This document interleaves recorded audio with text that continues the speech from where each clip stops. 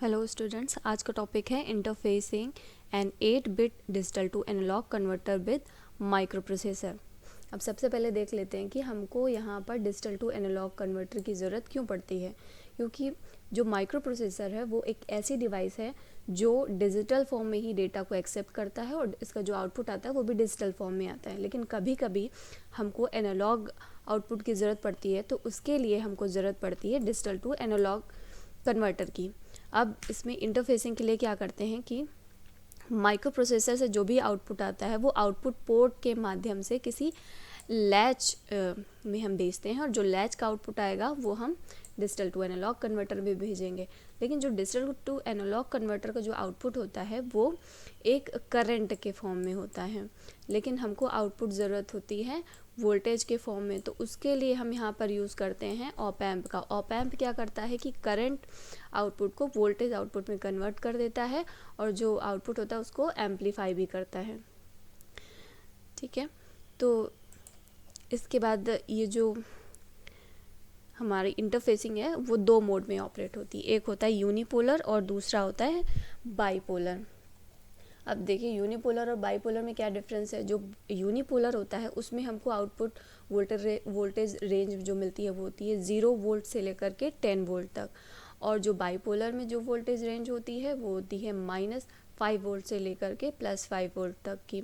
और जो डायग्राम में जो डिफरेंस है वो आप देख लीजिए कि जो रेफरेंस वोल्टेज है और जो पिन नंबर 4 है, यहाँ पर देखिए कोई रेजिस्टेंस कनेक्टेड नहीं है, लेकिन यहाँ पे वी रेफरेंस और पिन नंबर 4 के बीच में एक रेजिस्टेंस कनेक्टेड है 5 किलो ओम का। डायग्राम में केवल यही डिफरेंस होता है। अब यहाँ पर यूनिपोलर में आप लोग देखें कि यहाँ पर डिजिटल टू एनालॉग कन्वर्टर के लिए हमने यूज़ किया है 1408। ये डिजिटल टू एनालॉग कन्वर्टर की चिप है, और ये लैचिंग के लिए हमने यूज़ किया है 74LS373। ये लैचिंग के लिए यूज़ किया जाता है। अब ये जो डिजिटल टू एनालॉग कन्वर्टर है इसमें जो A1 है पिन 5 ये काम करती है MSB का, और जो A8 है ये LSB पिन की तरह वर्क करती है। और जो पिन नंबर 16 है उसको हम यूज़ करते हैं फेज़ मार्जिन कंट्रोल करने के लिए। चिप आउटपुट की फेज़ मार्जिन को कंट्रोल करने के लिए हम ये 16 पिन का यूज़ किया जाता है। और इसके लिए यहाँ पर एक रेजिस्टेंस कनेक्टेड होता है 15 पिकोफैरेड का, और यहाँ पर डिजिटल टू एनालॉग कन्वर्टर में जो मैक्सिमम वोल्टेज पॉजिटिव वोल्टेज जो हम दे सकते हैं वो होता है 5.5 वोल्ट का, और जो निगेटिव वोल्टेज जो हम अप्लाई कर सकते हैं मैक्सिमम वो है -16.5 वोल्ट का। लेकिन जनरली इसके ऑपरेशन के लिए जो वोल्टेज दिया जाता है वो है +5 वोल्ट, और माइनस में होता है -15 वोल्ट। ओके, और एड्रेस डिकोडिंग लॉजिक के लिए एक 8 इनपुट नैंड गेट और एक और गेट को यूज़ किया जाता है यहाँ पर। और यहाँ पे लैचिंग के लिए यूज़ किया जा रहा है 74LS373 का। एड्रेस लाइन A0 से लेकर के A7 की डिकोडिंग के लिए 8 इनपुट नैंड गेट का जो आउटपुट है वो इनपुट आउटपुट राइट के साथ कनेक्ट करके हम एक नॉर गेट में देते हैं। जब माइक्रो प्रोसेसर एड्रेस लाइन पर एड्रेस FF भेजता है, FF का मतलब होता है कि A0 से A7 सभी बिट 1 हैं, तब निगेटिव एंड गेट की आउटपुट लैच को इनेबल कर देती है। जो इसका आउटपुट है वो इस लैच को इनेबल कर देता है, और जब ये इनेबल हो जाता है तब डेटा बिट्स कन्वर्जन के लिए कन्वर्टर की इनपुट लाइन पर प्लेस हो जाती हैं, यहाँ पे प्लेस हो जाएंगी।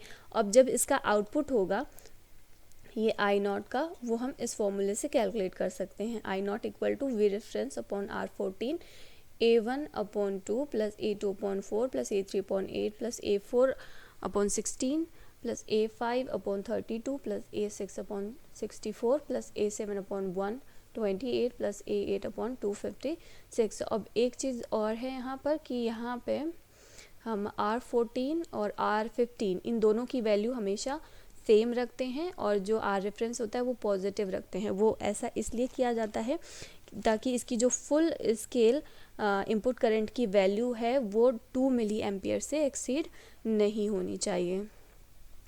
अब अगर हम A1 से A0 की जितनी भी वैल्यू है वो 0 और 1 हो सकती हैं। अगर हम फुल स्केल की बात करें तो जो D0 से D7 अगर सभी वैल्यू जो हैं वो 1 हो तो I0 की वैल्यू अगर हम इस तरह से रखें कि V रेफरेंस जो है वो 5 वोल्ट है और जो R की जो यहाँ पे वैल्यू है वो 2.5 किलो ओम है और सबकी जो वैल्यू पुट करेंगे तो I0 की वैल्यू आ जाएगी 1.992 मिली एम्पियर। और हमको जब V0 की वैल्यू निकालनी है, डिजिटल टू एनालॉग कन्वर्टर का जो हमें आउटपुट मिलता है वो एक करंट के फॉर्म में मिलता है, लेकिन हमको उसे चेंज करना होता है वोल्टेज के फॉर्म में। तो यहाँ पे जब हमको I0 मिल गया, हमको V0 की वैल्यू कैलकुलेट करनी है तो वो हो जाएगी I0 मल्टीप्लाई बाई RF। तो जब हम इसकी वैल्यू पुट करेंगे तो V0 इक्वल टू आ जाएगा 9.961 वोल्ट।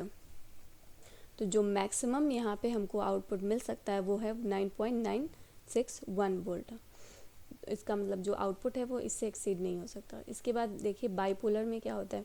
बाईपोलर में जो वोल्टेज रेफरेंस और पिन नंबर 4 के बीच में एक रेजिस्टेंस कनेक्टेड होता है जिसकी वैल्यू होती है 5 किलो ओम की, और इसकी जो इसका जो आउटपुट है उसकी रेंज होगी -5 वोल्ट से लेके +5 वोल्ट तक।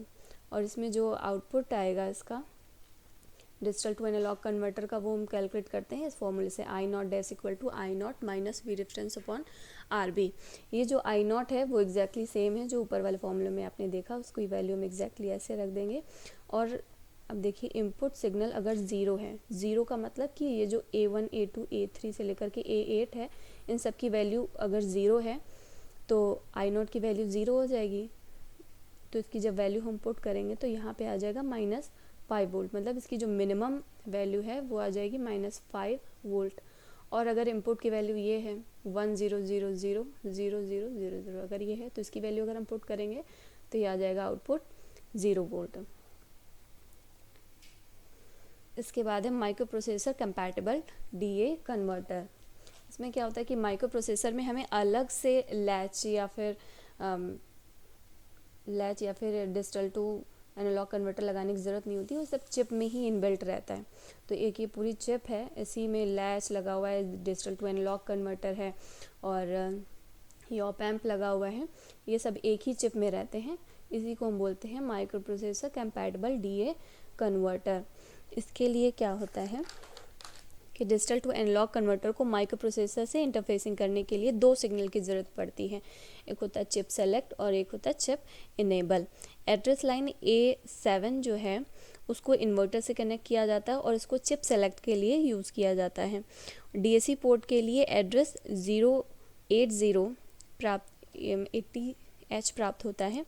Control signal input output right chip enable के लिए प्रयोग किया जाता है। ये जो सिग्नल है उसको चिप इनेबल के लिए प्रयोग करेंगे और ये जो सिग्नल है इसको चिप सेलेक्ट के लिए प्रयोग किया जाता है। और ये जो DB0 से लेकर के DB7 तक की ये जो लाइंस है इनको लैच में दिया जाता है और जो लैच का आउटपुट आता है वो डिजिटल टू एनालॉग कन्वर्टर में दिया जाएगा। और जो डिजिटल टू एनालॉग कन्वर्टर का जो आउटपुट है वो ऑप एम्प में दिया जाता है, इससे जो फाइनल जो आउटपुट है वो हमको मिल जाता है। Okay, thank you.